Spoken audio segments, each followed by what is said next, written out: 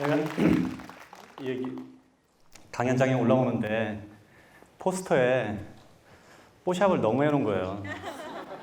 그래서 들어오자마자 되게 불안했는데 다행히 여기 안에서 내가 여기 TV 촬영한다고 메이크업을 받았는데 비슷하게 했어요.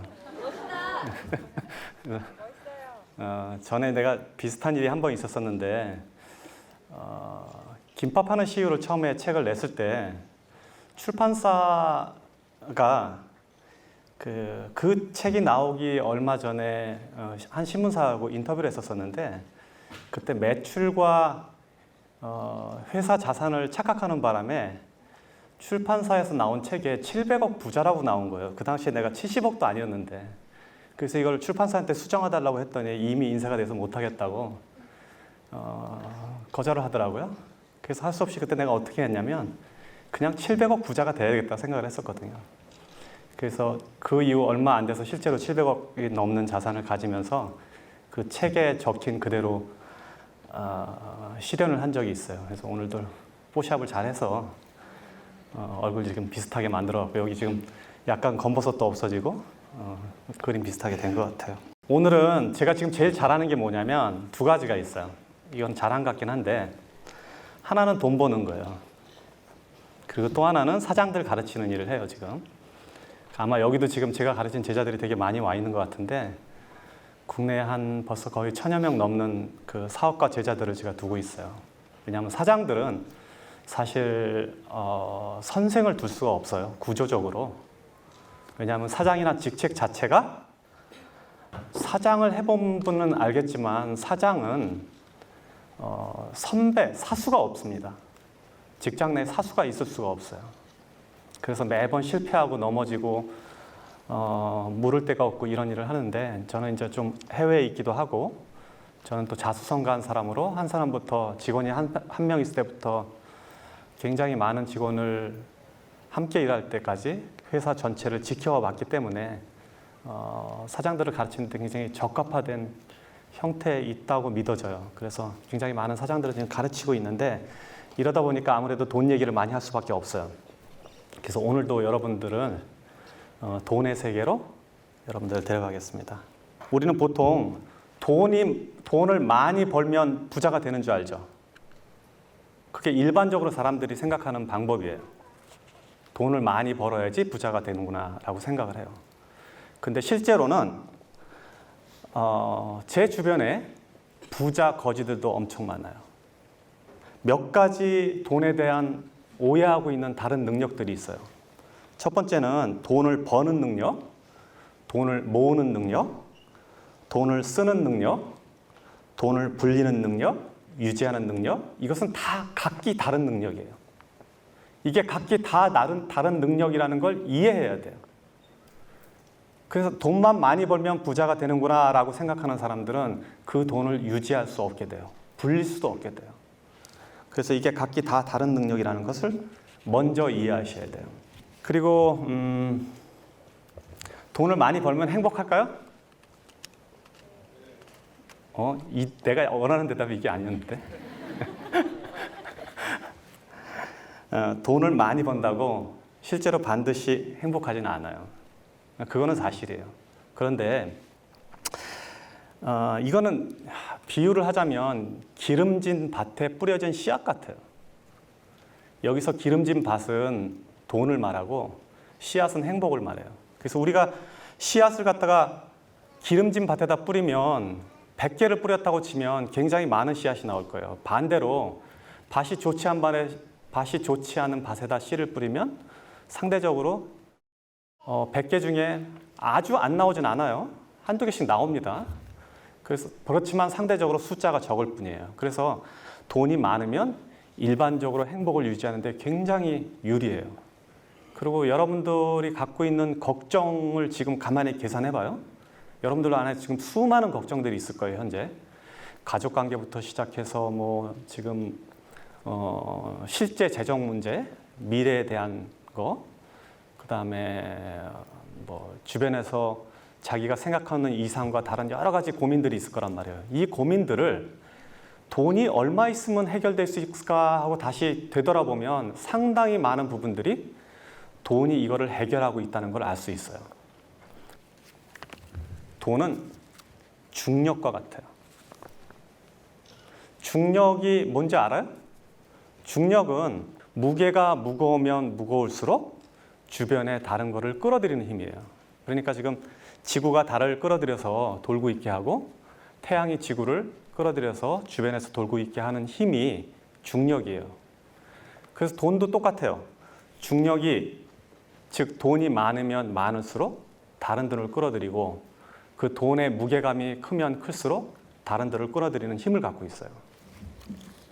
보통 돈을 보면 돈이, 여러분들 예를 들면 이렇게 얘기합시다. 내가 지금 10억을 벌고 싶다. 10억을 목표를 세웠어요. 그럼 매 1억을 지금 모아간다고 가정을 해요.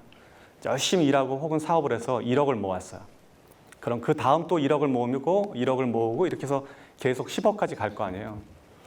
근데 이제 보통 사람들이 생각하는 돈의 개념은 첫 번째 1억을 모을 때 이 1억을 모으기 위해서 들어간 노력의 총합이 예를 들면 100이라고 가정을 합시다. 그럼 두 번째 1억을 모을 때 또 100이 들고 세 번째 1억을 모을 때 또 100이 들고 해서 전체 1000이 들어가야지 10억을 모은다고 이해를 해요. 통상적으로. 근데 그렇지가 않아요. 돈은 중력이 있기 때문에. 그래서 돈은 처음에 1억을 모을 때 100의 노력이 들어갔지만 두 번째 1억을 모을 때는 90이 들어갈 수 있어요. 그 다음에 세 번째 1억을 모을 때는 80이 들어가요. 같은 방식으로 계속 이어지다 보면 나머지 9번째, 10번째에서는 10의 노력도 안 들어도 돈이 느는 거예요. 이게 돈이 갖고 있는 중력의 힘이에요. 그러면 이거를 숫자로 계산하면 제 느낌은 어떠냐면 1, 2, 3, 4, 5, 6, 7, 8, 9, 10 이렇게 돈이 늘어나는 게 아니라 1, 2, 4, 8 순식간에 10 이렇게 되는 거예요. 그러니까 그렇게 돈이 늘어나는 거예요. 그래서 돈과 중력은 동일한 형태를 유지하고 있다. 이게 돈의 속성 중에 하나예요. 이해를 해야 돼요. 그래서 여러분들이 어떤 사람들은 굉장히 청년들 중에 보면 막 100억, 1000억 이런 소리 하잖아요. 그럼 그게 굉장히 큰 돈 같지만 실제로 1억, 2억 하는 순서로 따지면 한 7번, 8번 대곱하기 하면 거기까지 가는 거예요. 그리고 사업도 실제로 그렇게 커져요. 제가 매장 하나를 가지고 매장 300개 열 때까지는 몇 년이 걸렸는데 그 다음 300개는 언제 했는지도 몰라. 원래 순서가 그렇게 돼요. 그 자체가 힘을 갖고 있기 때문에. 자, 그래서 돈은 중력과 같다라고 이해를 하셔야 돼요. 두 번째, 돈은 인격체예요. 인격체라는 말은 이제 person, 인격이라는 말인데 인격체라는 거는 스스로 존재하고 생각하고 개별적 실체를 가지는 것을 인격체라고 그래요. 무슨 소리야? 돈은 형체도 없고 생각도 없고 그냥 가치만, 사람들이 생각해 놓은 가치만 있고 숫자로 보여지는 건데 이게 무슨 인격체냐라고 생각을 한단 말이에요, 흔히. 그렇지만 여러분들은 오늘 이 저녁부터는 돈을 인격체로 받아들여야 돼요. 일반적으로 이미 사람이 아닌데 사람으로 불리는 게 이 세상에 굉장히 흔해요. 지금 이 CGV는 법인이에요. 법인. 여기서 인은 사람을 말해요. 회사, 인간. 그래서 법적으로는 법인체는 인간과 똑같은 대우를 받아요. 고소도 할 수 있어요, 여러분들을. 법인인데, 사람이 아닌데. 그러니까 인격체예요. 돈도 인격체로 받아들이세요. 그렇게 이해를 하셔야 돼요, 돈을 벌려면. 자, 인격체란 뭐냐? 인격체로 돈을 이해하면 돈은 어떤 형태로 보이냐? 여러분들이 돈을 보는 시각이 완전히 바뀔 거예요. 그러면 큰 돈은 어른이고 작은 돈은 아이가 되는 거예요. 돈은 감정을 가졌어요. 돈은 생각을 해요. 그리고 또 돈은 자기가 좋아하는 데가 있고 싫어하는 데가 있어요. 그리고 돈은 헤어지는 것을 싫어하고 함께 모여 있는 걸 좋아해요. 돈은 그래서 몰려다녀요. 이런 특성들을 고려하면 돈은 인격체예요. 그러니까 여러분들이 돈을 모으면, 돈을 벌면 이 돈을 인격체처럼 대해야 돼요. 작은 돈을 함부로 하면, 바꿔 말해서 어린아이를 함부로 하면 그 엄마가 우리 가게에 올까요? 아니면 그 엄마가 내 친구가 될까요? 안 오지. 싸우잖아. 그리고 밖에 가서 소문낼 거 아니에요. 그러니까 잔돈을, 작은 돈을 함부로 낭비하면 큰 돈을 모을 수 없는 것은 당연한 이치예요. 그리고 돈은 감정을 가졌어요. 그래서 여러분들이 돈을 벌었는데 이 돈을 아무 데다 함부로 쓰잖아요. 뭐 술집에 가서 탕진을 한다든지 도박을 한다든지 아니면 이유 없이 사치를 한다든지, 그러면 돈을 감정을 가졌기 때문에 나를 이렇게 대하는구나 이 사람은, 그렇게 생각하고 돈은 여러분들을 떠날 거예요. 왜냐하면 돈은 자기를 갖다가 하찮게 대하는 사람들을 옆에 두지 않기 때문에 그래요.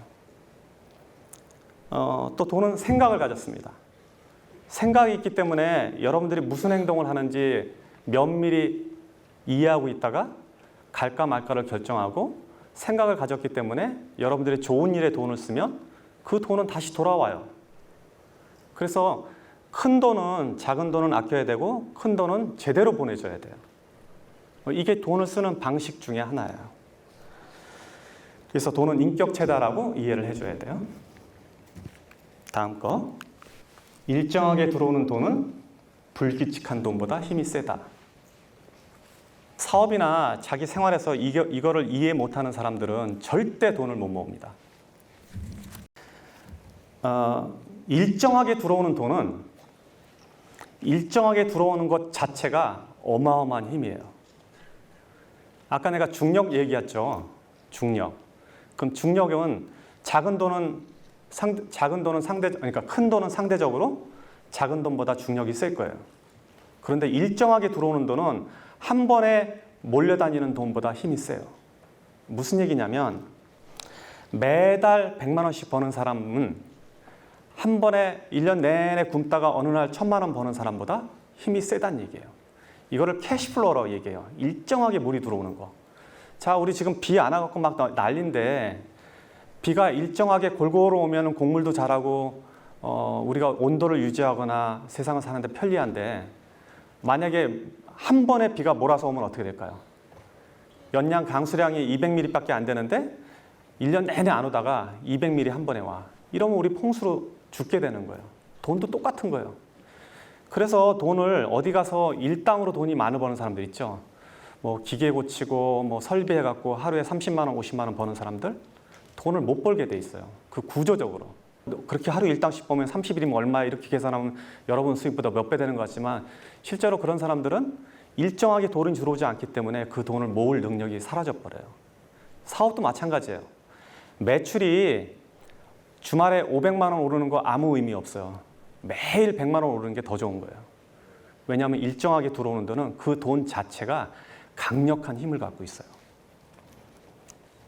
그래서 우리도 예를 들면 이렇게 사람들이 많은 데 가면 경찰 몇 명이 군중 전체를 통제할 수 있죠. 그 통제할 수 있는 힘이 뭐예요? 그거는 조직화되어 있기 때문에요. 우리는 조직이 안 돼 있는데 경찰들은 조직화되어 있고 명령 체계화되어 있기 때문에 수많은 군중을 통솔할 수 있다고요. 그러니까 일정하게 들어오는 돈은 조직화된 돈이라고 봐야 돼요. 그래서 그 돈은 다른 돈들을 이겨요. 더 큰 돈, 목돈 2천만 원, 3천만 원 들어오는 거 아무 의미 없어. 매달 100만 원, 200만 원 버는 게 아주 무섭고 중요한 돈인 걸 알아야 돼요. 고생해서 번 돈은 공짜 돈보다 힘이 세다. 이거는 좀 이해하기가 쉬운데, 돈은 같은 100만 원이라도 혹은 같은 1000만 원이라도 그 숫자는, 가치는, 지금 현재 보여지는 가치는 동일하더라도 그 돈이 벌어진 과정에 따라서 그 돈의 무게가 틀려져요. 여러분들이 고생해서 벌은 돈은 돈의 가치가, 무게가 100kg라 그러면 누가 준 돈은 1kg도 안 되는 거예요. 그래서 가볍게 날아가요. 이치를 아시겠죠? 그런 돈은 그냥 흩어져 버려요. 복권에 당첨됐다든지, 갑자기 사업을 해서 돈을 벌었다든지, 혹은 누가 줬다든지, 유산으로 받았다든지, 땅값이 갑자기 올라서 떼부자가 됐다든지, 이런 사람들의 돈은 같은 1억이라도 내가 벌어서 꾸준히 모아서 적금 들어서 벌은 돈이라고는 전혀 다른 가치를 갖고 있는 거예요. 그래서 고생해서 번 돈은 공짜임보다 그 힘 자체가, 그리고 그 중력 자체가 전혀 다른 역할을 하고 있어요. 사실 성공이라는 거는, 한 사람의 성공은 그 이면에 굉장히 많은 사람의 슬픔과 고생을 바닥에 두고 있어요. 돈은 몰려다니기 때문에. 그래서 성공한 사람들이 하는 실수가 뭐냐면, 지금 이런 거를 잘 지키지 않는 게 보통 성공한 사람들이 흔히 하는 실수예요. 제가 성공이 근본적으로 많은 슬픔과 불행을 깔고 있다는 얘기는 뭐냐면, 그 깔은 자체가 마치 가시처럼 이렇게 앉아 있거든요. 그래서 그 가시를 다독이지 않으면 결국 가시는 내 몸을 찔러서 돈을 많이 벌어도 다시 돈을 흩어지게 만드는 힘을 갖는다고요. 그래서 이런 원리들을 이해해야지 우리가 돈을 모으고 관리하고 유지하고 더 확장해 나갈 수 있는 거예요. 그래서 여러분들은 성공하고 나면, 혹은 성공하기 전에 이 원리를 이해해야 돼요. 이 원리를 이해하지 못하는 많은 창업가들, 사업가들, 혹은 젊은 친구들이 사업에 나가서 많은 돈을 벌었을 때 불과 몇 년 만에 혹은 순식간에 다시 바닥으로 내려앉는 것은 당연한 이치예요. 남의 돈을 대하는 태도가 내 돈을 대하는 인격의 근본이다. 친구들끼리 회비를 모았는데, 회비를 모아서 어떤 일을 할 때는 내가 평소에 하는 소비보다 더 아까워지 않고 소비를 한다면, 이거는 남의 돈을 대하는 태도가 옳지 않음으로 인해서 결국 내 돈을 대하는 태도를 무시한다는 걸 이야기할 수 있어요. 내가 살 때는, 내 돈을 쓸 때는, 친구의 저녁 자리에서 내가 돈을 낼 때는 사이다 하나 더 주문하는 거, 술 한 병 더 주문하는 게 신경이 쓰이는데, 친구가 저녁 산다고 그럴 때는 고기 2판 시키고 뭐 소주 시키고 막 시키잖아요. 그렇게 만약에 대한다면 그 사람은 남의 돈을 대하는 태도가 옳지 않다는 거예요.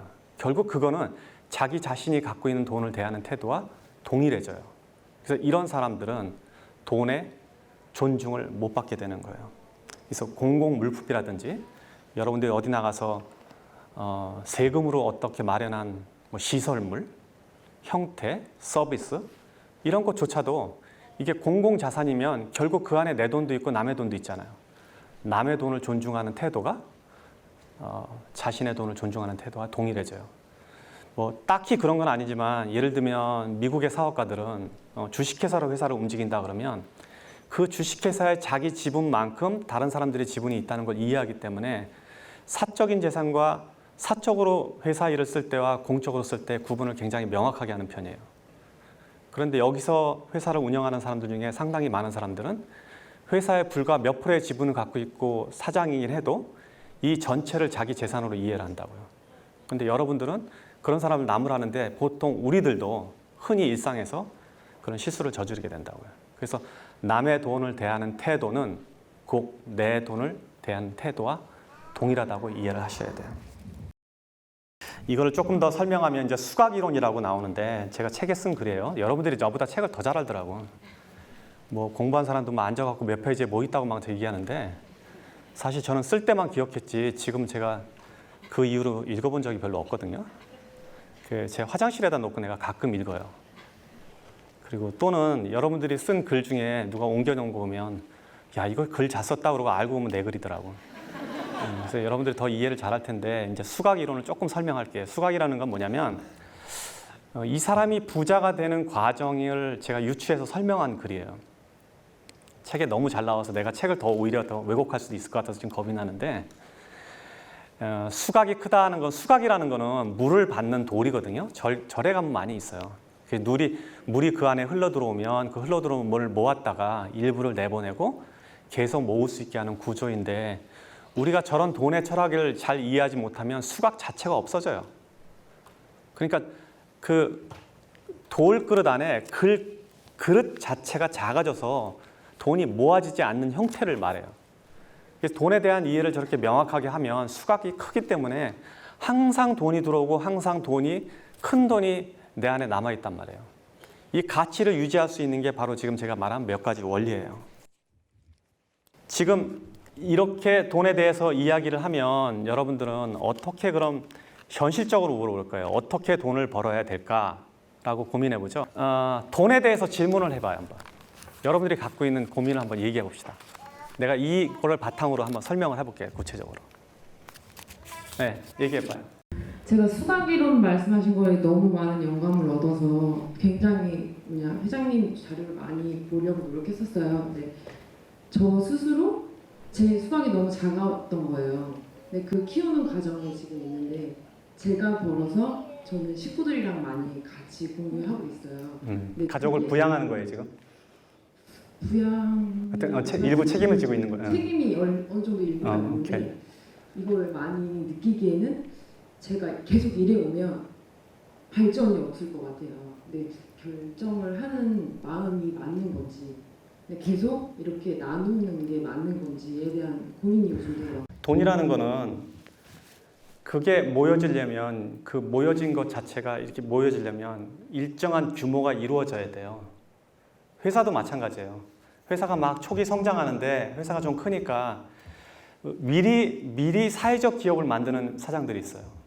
막 직원들한테 월급을 막 굉장히 업계보다 훨씬 더 주고 막 차 사주고 혹은 뭐 배당 주고 이러는 사람들이 있어요.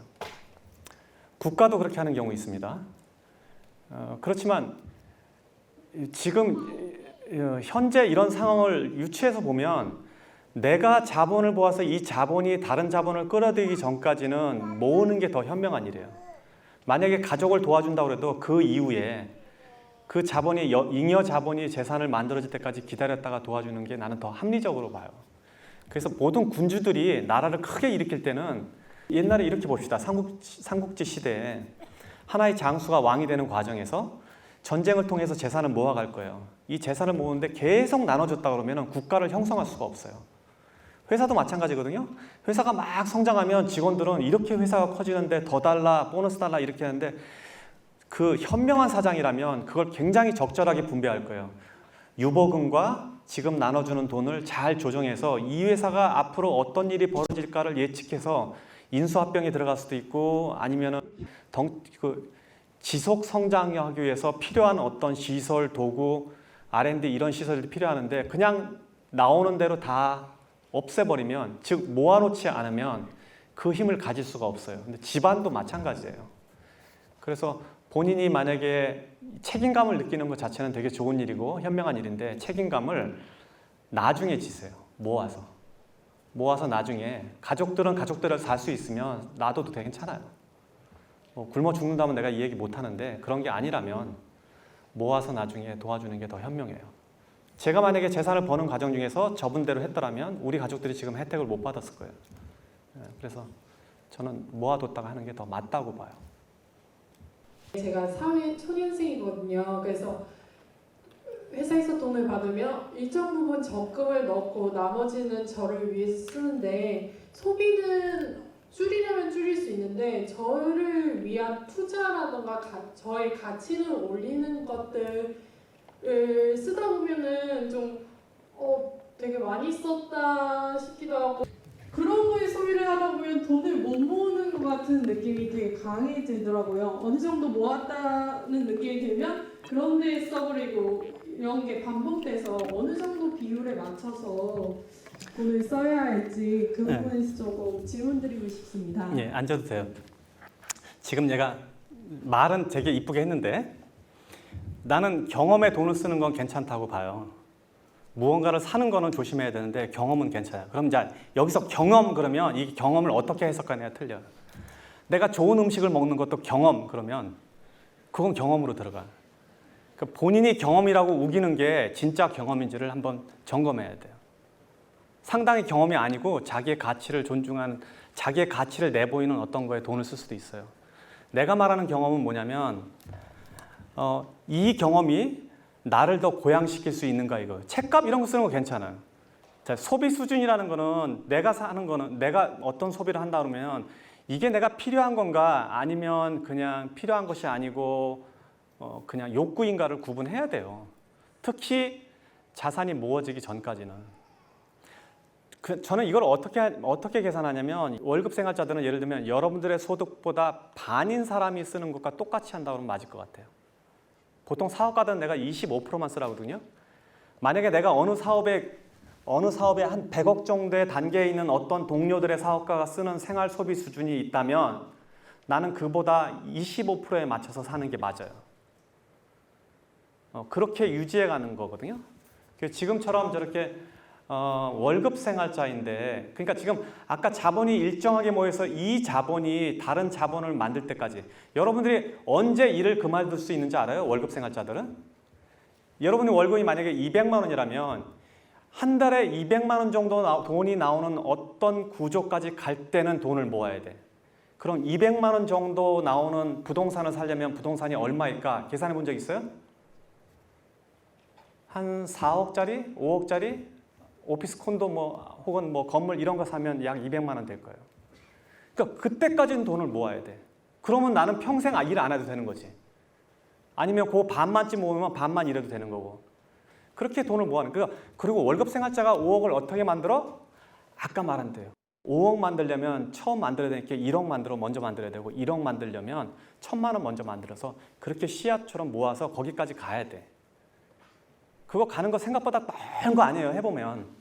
막상 해보면 별거 아니에요. 왜냐하면 자본 자체는 자본이 자본을 불러들이기 때문에 복리로 늘어나기 때문에 가능해진단 말이에요.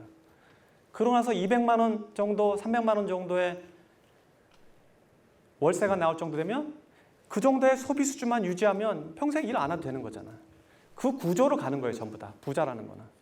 그걸 이해하지 못하면 계속 똑같은 생활을 하는 거죠. 그래서 처음에 그렇게 하면 안 돼. 처음에 되게 잘 모아야 돼. 악착같이 모아야 돼. 돈을 정말 많이 버는 사람들을 보면은 그런 기업들은 대부분 투자를 또 많이 받았고, 제가 지금 지내고 있는 사무실에도 워낙 투자받은 그런 스타트업 기업들이 많다 보니까 한편으로는 부러운데 그거를 못하고 있는 건 아닌가라는 생각이 들어서, 사실 이거는 케바케로 케이스 바이 케이스로 1대1 상담을 받아들일 수 있는 문제이기도 하지만, 이 투자에 대한 장단점의 이런 점들이 어떤 사업에 대한 업종에 따라 갈리는 건지, 아니면 대표의 역량 또는 경험, 아니면 그 사업의 시점에 따라서 투자에 대한 장단점에 대해서 고민을 해야 되는 건지 참 이게 가장 고민이라서. 그러니까 투자를 받는 이유는 뭐냐면요. 흔히 두 가지로 나눠요. 지금 회사가 급격하게 성장하는 게 보이는데 자본이 모자란 경우에. 그래서 자본이 투입되면 순식간에 회사를 할 수 있는 경우가 투자가 되고, 혹은 내 자본을 가지고 안 하려는 사람들은 투자를 받아요. 그 둘 중에 하나라도 해당이 된다면 그러니까 그 둘 중에 해당이 된다면 투자를 받아야 되는 거예요. 나는 내 돈 갖고 장사하고 싶지는 않아. 내 돈은 놔두고 남의 돈으로 사업할래. 그런 마음이 있다면 투자 받아야 돼요. 혹은 내가 이게 너무 아이디어가 좋아서 빨리 돈을 가지고 이거를 확장해야 되겠다. 순식간에 막 한국 전체에다 뿌려야 되겠다. 이런 경우 투자 받아야 돼요. 왜냐하면 자본을 모은 데까지 시간이 걸리니까. 근데 그 두 예가 아니라면 나는 투자는 절대 받지 말라고 얘기해요. 아까 말한 대로 켈리처럼 자기 결정권이 흔들리면서 속도가 떨어질 수도 있고, 저 역시도 마찬가지로 내가 만약에 투자를 받았다면 이런 빨리 의사결정을 하면서 회사를 키울 수 없었을 거예요. 그래서 나는 가능하면 창업자들이 투자를 받는 거는 나중에 그 과정에 가거나 상장할 때 얘기해요. 너무 여러분들은 투자를 쉽게 얘기하고, 그리고 거기에 이제 이거는 지금 이 시간에 다 얘기할 수 없어서 내가 이건 사장아 수업 때 얘기를 하는데, 투자라는 건 투자를 해주는 사람과 투자를 받는 사람이 투자에 대한 일정한 정도의 교육 수준이 있어야 돼요. 그걸 바라보는 시각이 똑같지가 않으면 투자 자체는 항상 싸움이 되거나 소송이 되거나 회사가 뺏기게 돼요. 그래서 여러분들한테 좋은 일이 별로 없어요. 그래서 투자는 투자를 하는 사람이, 투자를 받는 사람이 투자에 대한 동일한 이해 개념이 생길 때까지 공부가 끝난 사람들끼리 해요. 예를 들면 저한테 투자를 해달라고 오는 사람들이 꽤 있는데, 젊은 친구들도 많고. 그래서 제가 물어봐요. 네 회사가 그러면은 가치가 얼마야? 잘 모르겠는데요. 그냥 5억만 저한테 주시면 제가, 그럼 내 지분이 얼마냐고 도대체. 그러면은 이게 무슨 얘기인 줄 알아요? 이 친구하고는 이런 얘기를 할 수 있는 상황이 아니구나. 투자를 받고 서로 주고받을 상황이 아니라, 그 아이디어가 아무리 좋아도 필요가 없다고요. 그래서 그렇게 쉽게 투자 얘기를 하는 건 아니고, 투자는 더 공부를 하고 기업가 수준에 갈 때 얘기를 해야 돼요. 지금 소형업체에서는 투자하는 거 겨울 다 뺏어가는 꼴이 돼요. 네. 예, 안녕하세요. 서울에 사는 정성원이라고 합니다. 저는 와이프와 함께 조그만 디자인 사업체를 운영을 하고 있는데요. 법인 사업체도 50대 50의 지분을 가지고 있습니다. 와이프하고? 예. 와이프는 감성적인 부분을 담당하고 있고 저는 회계나 뭐 이런 관리적인 이성적인 부분을 담당하고 있는데요. 문제는 저는 김승호 회장님의 돈에 대한 철학에 100% 공감을 하고 그렇게 살려고 노력을 하고 있는데 와이프는 정확히 정반대의 삶의 태도를 하고 있다는 겁니다. 와이프가 여기 같이 와 있어요? 사실 같이 왔으면 좋겠는데 지금 부부가 오신 분들이 너무나 부럽습니다. 사실. 네, 그래서 저는 월급을 200 받으면 아까 25% 남기 수준을 살라고 하셨는데 저는 5%로 살 자신 있는 사람입니다. 근데 와이프는 200%를 쓸 수 있는 사람입니다. 그래서 와이프한테 돈 얘기할 때마다 저도 괴롭고 와이프도 괴롭고 그리고 교육비를 저는 좀 굉장히 높게 쓴다고 생각하는데 사실 교육비라는 게 또 이게 육아 철학까지 연결되는 부분이기 때문에 저도 조심스럽습니다. 굉장히. 그래서 혹시 와이프와 돈에 대한 철학이 다를 때 혹시 그런 걸 통합시킬 수 있는 혹시 있어요. 제일 좋은 방법은 와이프랑 헤어지는 거예요. 근데 헤어지지 못하겠다 그러면 사업을 헤어져야 돼. 근데 사업도 같이 할 수밖에 없다 그러면 어떻게 해야 되냐면 지금 본인이 잘못하고 있는 거예요. 무슨 얘기냐면 나는 5%로 살 수 있는데 와이프는 200% 쓴다. 그 5%를 살 수 있다는 건 사실일 거예요. 200% 산다는 거는 과장이에요. 결국 나는 검소하다고 생각하는데 그 검소함이 남한테 강요되면 인색함이 돼요. 절대 그렇게 하면 안 돼. 나는 그냥 5%를 지켜. 근데 와이프는 다 써도 그냥 놔둬야 돼요. 그렇게 해야지 공존하는 거예요. 그래서 자기의 가치를 그게 와이프더라도 그 가치를 거기다가 억지하면 안 되는 거예요. 나만 5% 해갖고 그냥 집에다 뭐 하든지 아니면 좀 손해보는 느낌이 있더라도 헤어질 거 아니면 그냥 같이 살아야 돼요. 할 수 없어요. 여기서 칭찬받을 일 아니야, 저거 지금. 네. 그리고 남자 사업가, 여자 사업가들은 좀 다른 얘기인데 남자 사업가한테 이거 내가 항상 하는 얘기인데 사업을 해서 돈을 벌잖아요? 그럼 사업가들은 어떻게 행동을 하냐면 그 돈에 이제 이익이 났어. 예를 들면 한 10억 이익이 났다고 칩시다. 그럼 그 10억 이익을 회사에다 다 재투자하거든. 100% 다 그렇게 움직여요, 다들. 사장들은. 경험이 없기 때문에. 그럼 왜냐하면 그 10억을 다시 재투자하는 이유는 뭐냐면 지금 그 돈을 어디다 투자하는 것보다 자기 회사에다 투자하는 게 이익이 제일 많거든.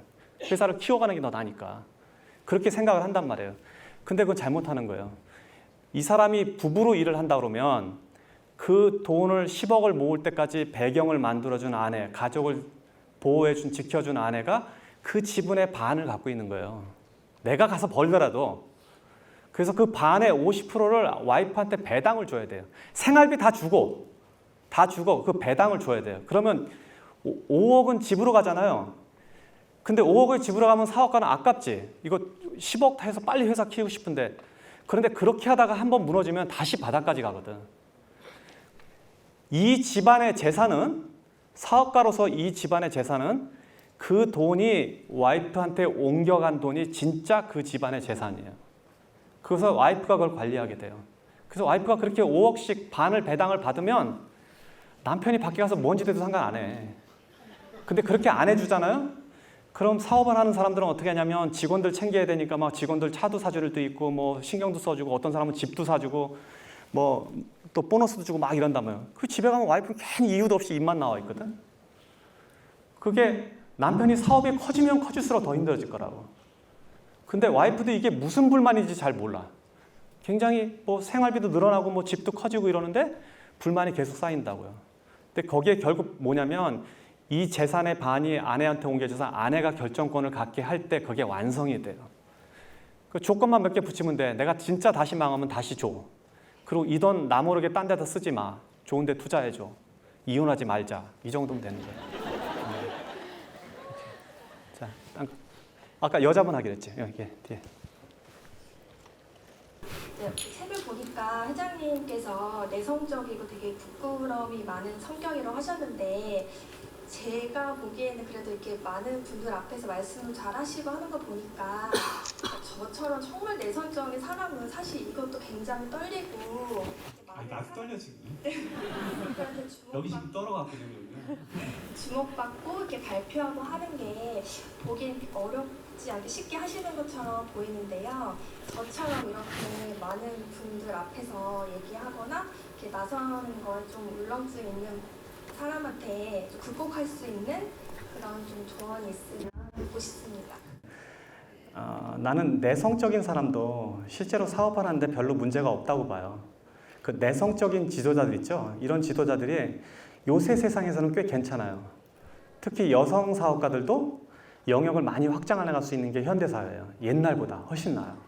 왜냐하면 전에는 남자들끼리 사업할 때는 막 으쌰으쌰 술 먹고 뭐 어디 가서 골프 치고 아니면 뭐 선배 찾아다니고 뭐 형 동생 이렇게 사업을 하는데 저만 해도 그런 식으로 사업을 접근하는 사람을 완전히 배제하거든요. 왜냐하면 그건 불편해요. 뭐 아는 사람끼리 뭐 해주면 실제로 더 불편해. 그래서 일은 일대로 해주는 게 좋단 말이에요. 우리가 거래처가 되게 많은데 이 거래처가 막 그거 뭐 원가로 내주겠다 뭐 이런 소리 하면 나는 적정한 이익을 보고 효과적으로 항상 해주는 사람이 좋지. 막 내가 매일 감시해갖고 어떤 때 싸우고 들어오고 어떤 때는 등치는 거 갖고 이런 거 싫거든. 근데 여자들은 그런 걸 하기에 남자들보다 더 좋은 환경이 있어요. 지금 세계가. 특히 여자들은 그런 거에 잘 남자들보다 덜 휩쓸리기 때문에 조용하고 얌전한 사장들도 일을 할 수 있어요. 우리 회사에 다 여자 사장이에요, 셋이. 제가 법인체가 8개 있는데 그중에 반이 여자 사장이에요. 품성을 그대로 유지하고서도 굉장히 좋게 사업을 잘하고 있기 때문에 지금 그런 게 받침이 많이 돼 있고 특히 여성 사업가들이 많이 나타났잖아요. 그래서 나는 여성 사업가들을 응원하는 편이에요. 그런 측면으로 보면. 그래서 뭐 내성적이라고 별로 생각할 거 없어요. 나도 내성적인데 내가 이거 강연이니까 그리고 이건 그래도 일이라고 보니까 이렇게 얘기하지. 여러분도 사적으로 만나면 내가 말 한마디 안 할 거예요. 그리고 우리 학생들도 단체로 이렇게 모아놓고 있으면 질문은 대답을 해주는데 내가 뭐 노래를 시킨다든지 아니면 뭐 내가 주목받는 자리, 뭐 생일 축하 이런 거 하면 난 도망가 버리거든. 그래서 그래도 나 사업하잖아요. 여기까지 왔잖아요. 그러니까 걱정할 거 없어요. 자, 저 뒤에 또 봅시다. 사업 구조를 어떤 식으로 접근을 하셔서 시장 조사 공부라는 걸 계속해야 사업 자체를 유지할 수 있고 시작하고 실패하더라도 목표까지 끌고 갈 수 있잖아요. 그래서 그런 부분에 접근을 어떻게 하셨는지 전체적으로. 자, 그거는 자기가 자기 직업을 지칭할 때 뭐라고 지칭하느냐에 틀려져요. 이게 생각의 차이예요. 내가 만약에 식당을 하나 창업한다고 합시다. 나는 요리사라고 생각하는 사람이 있어요. 그 막 요리를 굉장히 정성스럽게 하고 손님이 이걸 먹는 걸 좋아하는 사람을 감동을 받고 이런 친구들이 있단 말이에요. 자기 자신을 요리사라고 생각해요. 근데 어떤 요리사들은 자기가 매장을 열면 자기가 식당 경영자라고 생각을 해요. 그래서 요리사와 식당 경영자는 같은 요리를 두고도 해석도 틀리고 만드는 방법도 틀리고 서비스도 틀려져요. 그런데 또 다른 사람이 있어요. 내가 요리사이지만 식당을 하고 있지만 나는 경영자라고 생각하는 사람이 있어요. 혹은 나는 사업가라고 생각하는 사람도 있어요. 기업가, 엔트로프너 이렇게 자기를 어떤 자리에 자기를 놓느냐에 따라서 자기가 하는 역할 자체가 틀려져요. 저는 엔트로프너라고 그래요. 내가 직업란을 미국에 들어올 때 이렇게 여기 공항 들어올 때 직업 쓰잖아요. 엔트로프너라고 써요. 기업가라고. 기업가는 나는 외식 기업가가 아니에요. 나는 기업가라고 세팅을 했기 때문에 기업가는 어떤 기업도 할 수 있어요. 실제로 저는 금융회사도 갖고 있고 식품 유통도 갖고 있지만 구조는 사실 똑같아요.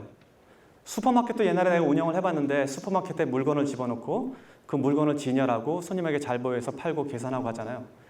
금융회사에서 펀드를 파는 것도 똑같아. 우리 회사가 펀드를 이리저리 프로그램을 만들어서 데이터를 가져다가 펀드를 만들어. 이 펀드를 어디다 파냐면 펀드들끼리 모여서 경진대회를 하거나 그런 거를 모아서 파는 협회들이 있어요. 거기 가서 우리 펀드를 자랑해요. 그건 가서 그 식품쇼에 나가서 식품을 소개하는 건 똑같은 거예요. 그래서 거기서 선정이 되면 각 회사, 각 매장에 진열되듯이 각 은행으로 진열되는 거예요. 그럼 사람들이 은행 창구에서 그 펀드를 사기 시작하면 그게 매출이 일어나는 거예요. 그러니까 구조는 다 똑같아. 나를 기업가로 세팅하게 되면 어떤 일을 해도 상관이 없는데 나를 요리사로 세팅을 했다면 내가 매장 하나를 가질 때 나를 요리사로 세팅했다면 지금 매장 2개쯤 있었을 거예요. 나는 기업가가 될 생각을 했으니까 식당을 통해서 돈을 버는 게 아니라 요리를 통해서 돈을 버는 게 아니라 구조를 통해서 시스템을 통해서 돈을 벌 생각을 하고 글로 갔잖아요. 그러니까 본인도 이게 내가 어떤 직업에 어떤 역할을 할 건지 이름을 정하고 나면 길이 보일 거예요. 예. 일부러 여유를 부리신 적이 있나요? 그러니까 게으름을 그러니까 진짜 사람이 게을러서 게으름을 키우는 적도 있으시고 또는 아니면 일부러 이게 일만 하면은 이게 뭐 예를 들어 날씨가 너무 좋은데 꼭 한 번은 이제 그 날씨 좋은 걸 누려야 될 때도 있잖아요. 열심히 하다가 그러니까 일부러 이렇게 그래. 이게 좀 이상한 질문 같은데 되게 힘든 질문이네. 우리 와이프가 나보고 어느 날 TV를 보고 앉았는데 갑자기 등을 딱 치면서 여보 일 그만해 이러더라고. 나 TV 보고 있는데. 근데 이게 무슨 얘기냐면요. 나는 평생 사업가 추구했던 사람 중에 하나예요. 그래서 매번 실패해도 이걸로 돈을 벌 수 있을까? 지금도 이게 버릇화되어 있단 말이에요. 내 기억으로 유일하게 내가 머리를 쉬고 사업을 안 했던 적이 언제냐면 내가 중대 제자 중에 그 프랜차이즈 사업하는 제자들 데리고 몇 명 데리고 필리핀에 어디 해변가에 놀러 가서 이렇게 앉아 있었던 그때는 바다가 너무 좋아갖고 며칠 동안 내가 사업 생각을 안 했다고. 근데 평소에 나는 다녀보면 모든 게 다 사업거리를 보니까 그래서 이게 버릇이 평생 그러니까 정신적으로 사업을 추구하는데 노력을 했고 저게 이제 답은 아닌데 답이 되는 게 뭐냐면 나는 이민자예요. 미국 이민자. 이민자로 갔을 때는 피부색도 그렇지만 영어도 모자라고 전형적으로 지금 한국에 있는 외국인 노동자가 똑같은 신세거든요. 그래서 그런 사치를 사실은 처음에 부릴 새도 없었어요. 물론 이제 시간이 조금 지나면서 뭐 낚시도 가끔 다니고 이렇게 했는데 평소에는 이게 여러분 청년들이 자꾸 실수하는 게 있어요. 이게 마중물 같은 거예요, 모든 게. 내가 젊은 나이에는 젊어서 어떤 경험을 쌓고 이렇게 인생을 전체를 죽이지 않는 것도 되게 좋은 일인데 자본이 모이거나 아니면은 마중물처럼 뭐가 올 때까지는 좀 노력해야 돼요. 좀 유보하고 노는 게 맞아요. 그리고 그렇게 하라는 이유는 뭐냐면 젊은 친구들은 특히 내가 이 세상에서 나 스스로 존재해서 살아남을 수 있는 걸 증명해야 돼요. 이거 굉장히 중요한 일이에요. 이게 오늘은 그 질문이 안 나오는데 좋아하는 걸 할까요? 잘하는 일을 할까요? 맨날 이렇게 물어본단 말이에요. 상관없어. 돈 버는 일을 해야 돼. 내 스스로가 존재해내줘야 돼요. 이 세상에서. 그러고 난 다음에 자기 좋아하는 거 하면 돼. 나는 내 급여도 못 만들고 내가 뭐 부모님한테 돈 용돈 받아서 쓰고 뭐 와이프가 어떻게 해. 이거는 아니야. 이거는. 그러니까 존재하는 거를 증명할 때까지는 최선을 다해야 돼. 그러고 나서 여유 생길 때마다 그렇다고 그걸 다 미루라는 얘기는 아니고 여유 생길 때마다 더 그거를 이렇게 조금씩 도와주는 것도 전체 삶에 굉장히 유용한 가치니까 같이 해도 돼요. 근데 좀 밀어가면서 하라는 얘기예요. 오늘 이 강의를 들은 사람들은 아까 제가 정리한 저 원리를 잘 체득하시면 그 자체가 여러분들한테 실제 자산으로 옮겨질 거예요. 원래 자산이라는 것이 일을 해서 버는 돈이 있고 구조를 통해서 버는 돈이 있고 신용 자체, 상장회사 같은 거는 신용 자체가 돈이에요. 그리고 돈을 만드는 사람도 있어요. 이런 구조 안에 다 들어와 있는데 여러분들이 이 안에서 자기가 하는 역할들을 하나씩 저 틀에 따라서 따라가다 보면 여러분들 자체도 다 부자가 돼 있을 거예요. 그래서 오늘 강의는 여러분들이 실물 경제에서 실제 부자가 될 수 있는 그 팁 같은 거예요. 이런 거는 원래 잘 안 가르쳐요. 그 집안 자체가 돈에 대한 철학이나 이미 몇 대쯤 이어져서 돈을 관리하는 테크닉이 늘어난 데서만 저런 이야기를 가르친단 말이에요. 왜냐하면 저걸 가르치면 부자들은 사실은 재산이 없어지거든. 그래서 여러분들이 오늘 제가 강의한 몇 가지 툴을 잘 기억해놨다가 이거를 여러분들의 실물 자산으로 옮겨 놓으시기 바랍니다. 오늘 여러분 늦게까지 그리고 이 자리 멀리서까지 이렇게 와주셔서 너무 감사하고 다음에 또 제가 사실은 오늘 준비한 거를 잊어먹고 못 갖고 왔는데 내가 100만 불짜리 그 돈들을 좀 나눠주려고 했는데 못 갖고 왔어요. 다음에 기회 있으면 하고 여러분들이 100만 불을 벌어서 부자는 지금 숫자로 요새 얘기할 때 보면 자기 유동자산 10억 이상 있는 사람을 보통 백만장자로 얘기를 해요. 그러니까 여러분들 모두 다 백만장자 되시기 바라고 백만장자 된 사람은 오늘 강의를 통해서 백만장자 된 사람은 나중에 저한테 찾아와서 밥 사세요. 네.